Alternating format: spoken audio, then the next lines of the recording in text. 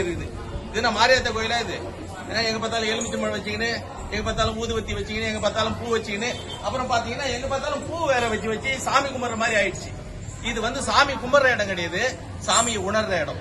கடவுள்னா யாரு, கடவுளுடைய தன்மை என்ன என்பதை எல்லாம் உணர்த்துற இடம் இது, ஜோதி பாக்குற இடம். அப்படிப்பட்ட அந்த ஜோதிய உள்வாங்கக்கூடிய இடத்துல இந்த மாதிரியான சடங்கு முறைகள் கயிறு வைத்துக்கிட்டு இருக்கா. இது கோவில் கிடையாதுடா, இது குளம் கிடையாது, சடங்கு செய்கின்ற இடம் கிடையாது, இது மடம் கிடையாது. மடையர்களே, இது மடம் கிடையாது, இது கயிறு வைக்கிற இடமும் கிடையாது, கற்பூரம் வைக்கிற இடமும் கிடையாது. ஜோதியை பார், அது உனக்குள் பார். தன்னை அறிந்து தன்னை அறிகின்ற இடம், தன்னை திருத்துகின்ற இடம், தன்னை உருவாக்குகின்ற இடம், தன்னுடைய தலைவனை காட்டுகின்ற இடம் வடலூர் பெருவழி. அத்தகைய பெருவழியை நீங்கள் சிதைத்து கண்ணா பின்னமா தோண்டிக்கிட்டு இருப்பீங்க. நாங்க என்ன வேடிக்கை பார்த்துக்கிட்டு இருக்கோமாயா? இனி விடமாட்டோம்.